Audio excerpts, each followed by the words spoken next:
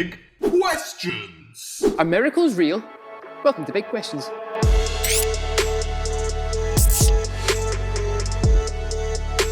Welcome back to Big Questions. Today I am joined with Ruth Barrett. She's my good friend and also, coincidentally, Joe's wife. Hello. Hi Ruth. Hello. Before we get into today's question, please remember to click the like button, click the subscribe button, and then ding the bell for notifications so that we can answer every question you guys ever ask. And also you'll be notified when we put them up online. So Ruth, first of all, what is a miracle? So, a miracle is something that defies logic or science, which means that we believe that it's from God and that God did it. Cool. So next question, are they real? And tell me about any miracles you've had or seen in your life.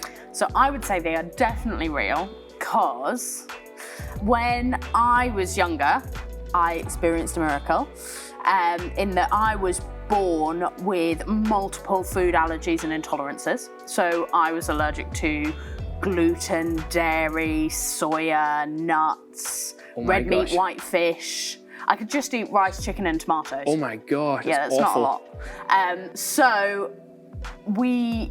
And it wasn't just me, it was all of my siblings, and there were 4 of us at the time. As we found out that we were allergic to these things, my parents took the test as well, and they found they were allergic to exactly half each, which they weren't before we were born. So totally bizarre. And all of these allergies meant that we would be really poorly if we ate the smallest amount of things. I remember my sister once picking up a chocolate button. She was a toddler at the time, just off the party table, and then she was ill for 2 weeks. Yeah, really unwell. To the point, my skin looks grey in all my childhood photos because my parents worked so hard to give me the amount of nutrients and supplements that I needed, but because we were allergic to everything, it meant it was just really hard to be healthy.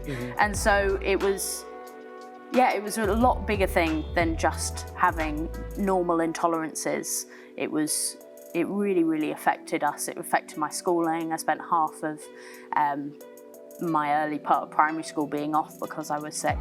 And one day, some friends of ours came over and they prayed for us. They prayed for me and they prayed for my dad, and we just knew that something had changed. We felt something different. So after our friends prayed for me and my dad took a step of faith and he downed a pint of milk.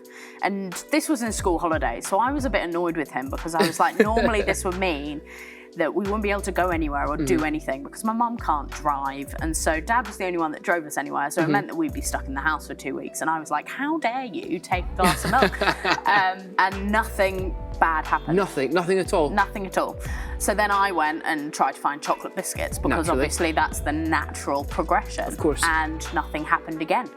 And so that night we went to Pizza Hut and I ate so much pizza. I'd never had pizza before, it was amazing. And then we had ice cream, and then the next day we had chocolate for breakfast, and we hadn't been sick. We hadn't needed copious amounts of toilet trips. And you were completely fine? And we were completely fine. All of us were completely fine. And then my baby sister was born a year later, and she was born without any allergies. Wow. Yeah, so there you go. That's one of my big miracle stories in my life. And the only turning point there was it happened immediately after you prayed for it? Yeah.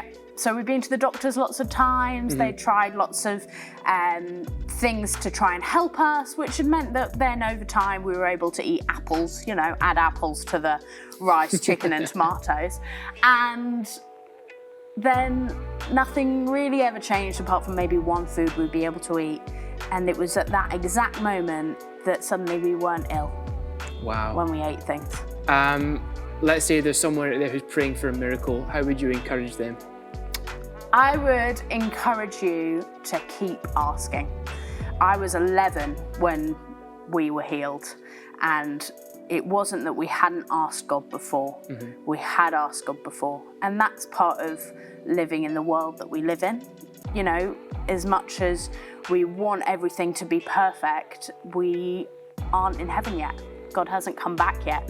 And so as much as God wants us to live the way that he intended us to be, sometimes it doesn't happen straight away. And so keep asking and don't let your heart be hard. wait and see what God does. That's so encouraging. Thank you, Ruth.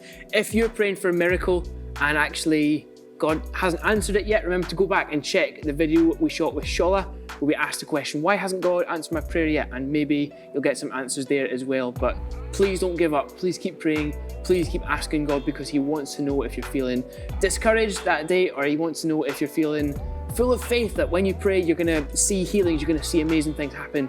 But remember, God is the God of the impossible. He can do things we can't even comprehend yet. So keep on asking. And if you have any more big questions, please do get in touch. DM us at The Higher Tour, and we would love to answer any more questions that you guys have for us. That's all from us today. Thank you so much. Thank you, Ruth, for joining. See you later. Bye.